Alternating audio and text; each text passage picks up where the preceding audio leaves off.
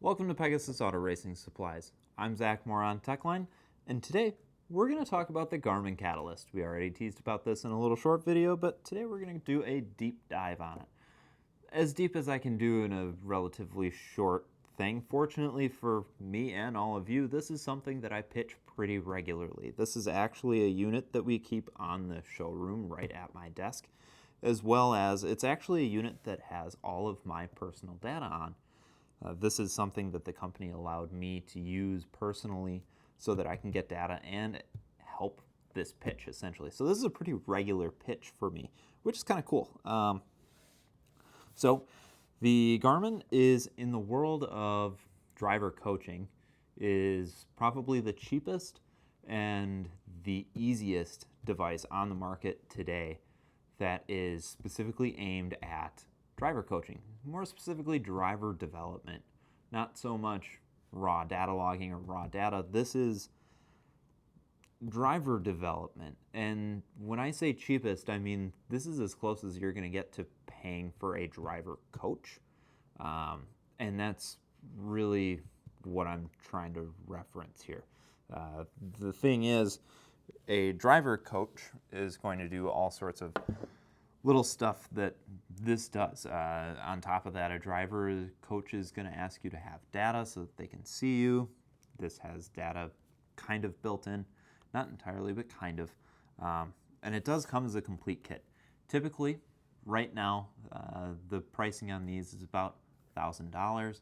They do go on sale from time to time. Typically, it's $100 off. Sometimes it's $200 off. I've seen that a couple of times. It is map pricing, so it doesn't matter where you go. It's all going to be the same price, unless you have a discounted account for somewhere or something like that. But like I said, this is a personal device of mine that I use everywhere I go. It's got a lot of different files, from Laguna Seca to Road America to Mid-Ohio to Autobahn to Blackhawk. It's got all of my personal data on it from my personal time attack cars. So, which you may see more of, but that's for another video. But this is the Garmin. It's a really cool device. It in layman's terms, it is a driver coach that talks to you and tells you where you're screwing up. Something to note is it only compares you to yourself. The reason I say that is it doesn't, a lot of data devices like an AIM or any other brand or device that's, keeping up with you, it will pull your data and it'll compare it to the theoretical. This does produce an optimal, but the optimal is stitched together from your own performance. Something like an AIM or something like that, oftentimes it pulls a theoretical off of physics, math channels, stuff like that. It's going to say, well, if you pulled 1.6G here, you should be able to pull 1.6G anywhere. That's not always true. The Garmin does a really good job, since it only compares you to you, is if you're constantly trying stuff, if you're changing your lines, changing your approach to stuff, this gives you immediate feedback real time in the car. So this whole unit will be mounted in your car on the dash. It actually has to be mounted on the dash because GPS satellites have to see it. So this particular unit will sit right in your field of view, and while you're racing and it's logging, this entire screen is actually constantly changing between green and red. And in really big, bold numbers, taking up almost the entire screen, there's white numbering that is your current delta. And when I say delta, most of you probably know what that means, but that's the amount of time between your current and your best. That's your delta. It's constantly telling you if you're faster, slower, and it's in real time. It's not like it's per segment or anything like that. So it's constantly giving you to the hundredth of a second. If you're faster, slower, lost time, gaining time, and on top of that, the changing colors changes with where you're headed. So if you screwed up this corner and you're constantly slowing down from your best, whether it's weather, it's wet outside and it wasn't before, or it's really, really hot now, the track isn't there anymore, stuff like that, it will start to change color in the background. And that's really, really good for that immediate feedback. Probably the best thing that you could do is get immediate feedback, because now it's fresh in your head and, well, it's telling you, hey, dummy, you screwed up. Or, congratulations, you did a great job on that corner. Now you're gaining on yourself.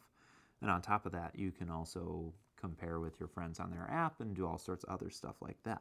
It's pretty cool what all it can do. Now, we've only glossed over the top with the little piddly stuff, but we haven't really talked about anything that it comes with or anything like that. So this is a great unit. It comes with everything that you would need, and there actually really isn't anything else that you can add on to it above what it comes with. It comes with the mounting base. It's a magnetic base. The only big accessory that you can get on top of this, maybe other than a good pair of headphones, because it does talk to you, is a magnetic cage, as they call it. It basically just holds it in place and bolts it to that magnet so that if you go over rumble strips or whatever the case may be, you don't lose the connection, because everything goes through the serial port. Everything gets connected to the base that sticks to this magnetically.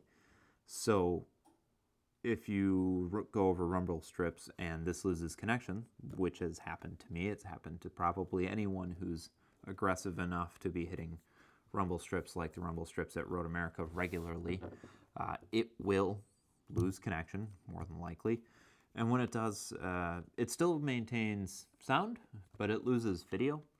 So it does come back eventually. Sometimes it might take a few seconds. Sometimes it might take a corner. Sometimes it comes up with a little pop-up screen and you just got to hit OK, which is what it is.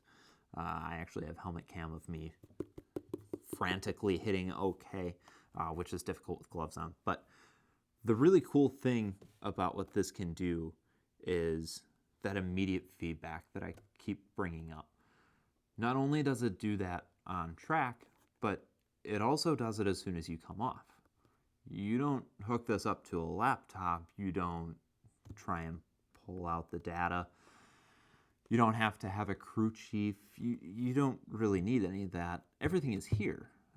When you come off of your lap, it tells you, these are your 3 opportunities. It actually gives you opportunities. This is some data of mine. And if you hit opportunities, it gives you actual data that's just on the unit. You don't need to pull up your laptop, connect it to it or anything, or Wi-Fi it to anything, although it does have Wi-Fi connectivity.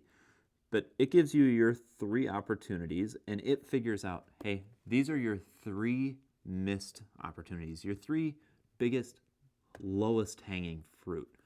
It might say you're only 0.1 off of it. It might tell you that you're 1.3 off of it, but it's pulling your best corner, your best sector, whatever it may be, and comparing it to your average. So if you're constantly trying a bunch of new stuff, it's going to have a lot of different data points to be able to pull from, and that's really, really critical, especially in early stages of driver development. One tricky part that we do see is when people are super, super, super consistent. This is something that we see pretty often in very, very, very seasoned road racers. They may not be the fastest, but they're going to pump out laps that are within a tenth every time. Those people, although they could potentially use a lot of driver coaching to help them break them of that habit, sometimes they kind of struggle with this because it doesn't have different data points to be able to compare it to. So it can't tell you what the difference between the same thing is. So this is really good for people that are fresh. They're going to try stuff, test days. They're going to see you know, I did a dramatic change. I put 10 psi more air pressure in the rear tires, or the rear tires only. This is going to tell you, hey, your lateral grip just absolutely tanked. Well, you can probably pretty well guess what that might be. Now, the cool things with the opportunities is it figures out how much time you're losing, where you're losing it in the corner, because it does break it down by apex, braking zone, your overall speed. It figures out what your gain is. It gives you a speed trace of comparing your optimal versus your average. It also has a gain loss chart. And anyone who doesn't know what a gain loss chart is, this is the bread and butter of data logging, in my opinion. This is what I put a ton of weight into. This is what's actually telling you you're gaining or losing time. Sometimes it can be a little tricky to be able to read because, well, it's not going to factor in like, oh, you went slower because you had to make the corner, versus the fastest time you went through this sector, you sailed right off track and you never slowed down. So it can be a little tricky with that, but that's something that's pretty consistent throughout any data logging device. The other really cool thing about this is the accel and decel chart. So it can tell you what your acceleration versus decel is. It also tells you speeds and where you reached it on the corner, both your min speed, max speed, braking speed, all that stuff, both on the entry, apex, and exit. And it also tells you probably can't see it from back there, but it tells you where you are in relation to where your speeds are in relation to each other. So it provides an optimal as well as an average of where your speeds were. So this corner, for instance, this is at Road America. This opportunity would be, let's see, this is corner 6. Oddly enough, it's actually a blind corner in that particular track, and it's one that I kind of struggle with from time to time, especially in this car because it's so inconsistent. But it's telling me, hey, on one lap, I did that one corner 0.8 seconds faster than I typically did on average. Now it's telling me that my fastest lap, I broke the latest, and it's also telling me that I apexed later than I typically did. Now what that's saying is I would come into a corner, turn in too early, apex too early, probably braked too early. Basically, I was way over anticipating the corner, and I paid for it at the end of it. That's pretty normal, especially for something that you're probably taking tentatively. This particular corner is blind, so it can be really easy to turn in early. But this is telling you, hey, that's a problem for you. You need to change how you do that. You'll get faster if you do. And on top of that, it also provides, if we get out of opportunities, it provides different stuff, like we can go to segments. You can select different segments, and you can also compare an optimal lap versus an actual lap, and it'll provide video feedback right on the unit. It'll also provide an optimal lap. That optimal lap will stitch together all of your different segments and video. It's actually pretty amusing because cars randomly come and go, clouds randomly come and go, the weather changes, because it's all just stitched video from different sessions, different laps. But it provides an optimal, which is pretty cool, and it does kind of help give you a feel for what's going on, but it also shows you like brake markers. That's a pretty cool one that it lets you see. Let's see if I can remember where specifically you find that. Segments, position. Laps, opportunities. Laps. Compare average. Sure. All right. And it does also have video, which I'm not going to play because the sound will absolutely blow out the microphone if I try and do that. There is a volume, but it's not worth it to risk it at this immediate moment. But the other cool thing is it does tell you, statistics of that particular course or your lap versus your optimal or your segment. And it'll give you your time, your top speed, your average speed. This particular lap, I had a top speed of 169.7 with an average speed of 100. For those of you that are really good at math, that equated to a 223 lap. It tells you all of the good stuff. It also gives you a chart, bar graph, or, well, this isn't a bar graph, but a trace graph or a history graph of this particular one is a gain loss. And it'll compare optimal versus average. Optimal, you can compare your best versus other bests on the app. All in all, it's a very, very, very strong tool. The other thing that we find, other than consistency, is people that are super, super, super data driven. They don't necessarily get bored of this. That's not the right term. This isn't the tool that they're trying to use it for, if that makes sense.